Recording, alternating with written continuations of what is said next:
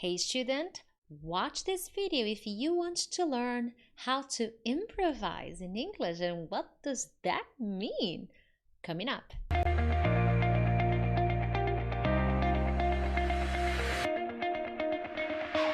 Hey friends, Teacher Prix here to help you talk to anyone, anywhere, anytime in English. Thank you so much for joining me on another lesson. From Monday to Friday, I post English lessons to help you become a better English speaker. Grammar lessons, general English tips, reading tips, listening tips, pronunciation, vocabulary, all kinds of lessons that are connected to all English skills that will help you improve your English, okay? So if it's your first time here, consider subscribing, because then you will get notified about all the new lessons that I post here every day from Monday to Friday. But here we go. What is that, Teacher Prix? Improvising. What is that supposed to mean? That's what I want to cover today, okay? First, what is to improvise? Basically, to improvise is when you know the subject, you know the conversation, but you do not have anything prepared, okay? You need to think of what you need to say at the time of the conversation. So in this situation, what do you need to do? You have nothing prepared, so you need to improvise, okay? Maybe you have an idea of what you want to say, but you don't have the exact words to do so. Then, if you don't have the exact words, what do? You improvise, okay? Now, in presentations, job interviews, we can usually prepare a few things. But in real life conversations, nope, we cannot do that. We must improvise. Now, okay, Teacher Prix, I understand what it is to improvise. When should I improvise? Always. And that's why I decided to make this video, because many English learners try to memorize things. And consequently, what happens? They get stuck. Every time you try to memorize phrases, when you get to a conversation level, if you focus on remembering exactly what you have to say, you will get stuck. Now, don't get me wrong, it's important to memorize words and expressions, but not phrases, not sentences. When we try to do that in a real life conversation, instead of communicating, we get stuck, okay? And we get nervous because we are trying to remember exact sentences. And this is not improvising. You will always need to improvise in conversations, unless you are an actor. If you are an actor, my friend, then you can remember the exact phrases of a movie scene, because it's your job, okay? Now, in your case, if you're not doing anything specific, you cannot memorize phrases or sentences, okay? The only thing you can memorize is maybe a few words, verbs. It's a different thing. In a real life conversation, you cannot do that because it will get you stuck. Okay, so instead of trying to memorize, focus on learning. When we learn something, when we understand something, the memorization happens naturally because you really understood it.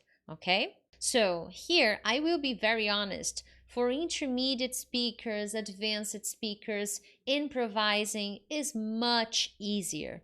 For false beginners and pre-intermediate speakers, improvising is usually more difficult.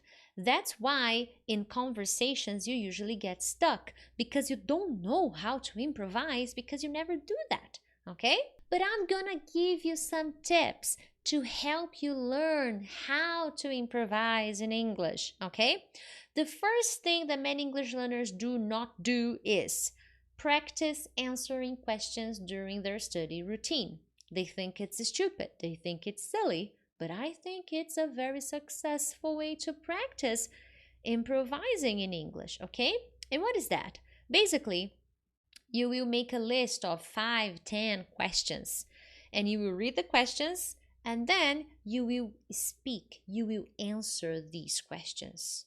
improvising. You will not prepare a beautiful answer. No, you will start answering orally. Okay, you can do it mentally, but I recommend doing this practice orally.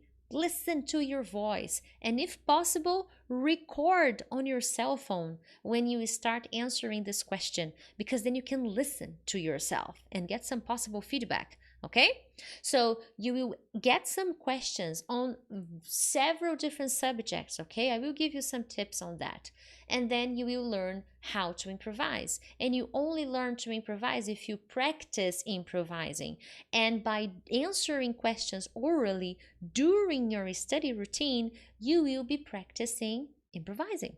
Okay, the second thing that you can do, and then here we can talk a little bit about memorizing words and phrases, but we have to be careful, okay, is learn collocations and expressions. Now, I'm not talking about learning many phrases, okay? I'm talking about collocations. I'm talking about expressions that during a conversation will help you think. So usually when someone asks my opinion about a subject, I use a phrase, an expression that will help me buy time, that will help me think, even if it's for 3 seconds, 2 seconds, no problems. Our brain is fast. We don't need a minute, we need seconds. So I learn collocations and expressions per subject that will help me think a little about what I have to say.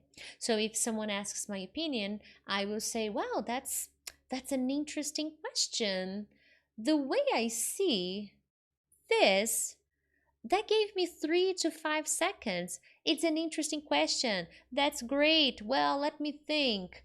These are phrases, these are collocations, expressions that even native speakers use when they are in a conversation, because they will need to improvise too, and sometimes they don't have a clear answer to give right away. They need to think a little bit too. So you have to do the same. And learning some collocations and expressions can help.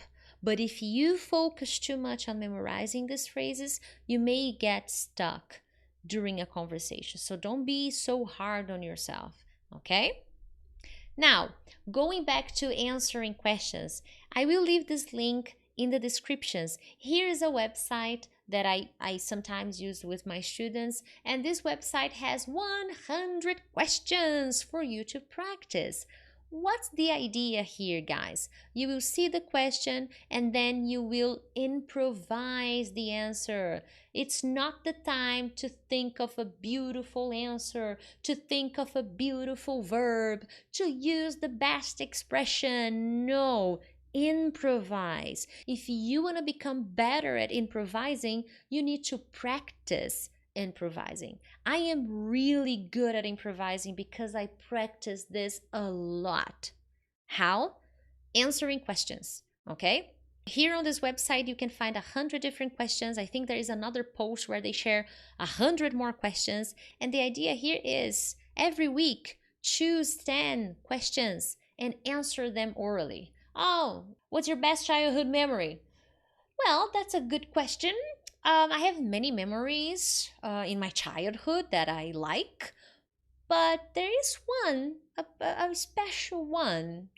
I was 5 years old and my mother made me this cake, and it was a castle cake.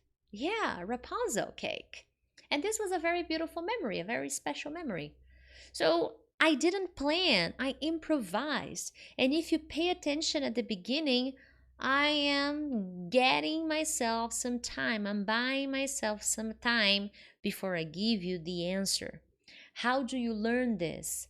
By practicing. And these questions can help you start doing that. So I really recommend, there are more websites that you can use, that you can find on Google.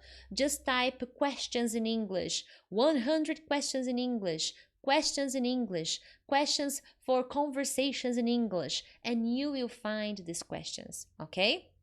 Then all you gotta do is practice. Set aside some time, sit down, get ready, and speak. even if you are alone. It's no problem if you do this alone. The idea here is to practice, is to teach your brain how to improvise in English. Excellent, guys. Now I have homework for you. I have a question. What's your biggest difficulty when you are studying English? Please let me know in the comments, because that will give me some ideas of videos that I can make to help you improve and to help you work on these difficulties, okay? Thank you so much, and I'll see you next time. Bye!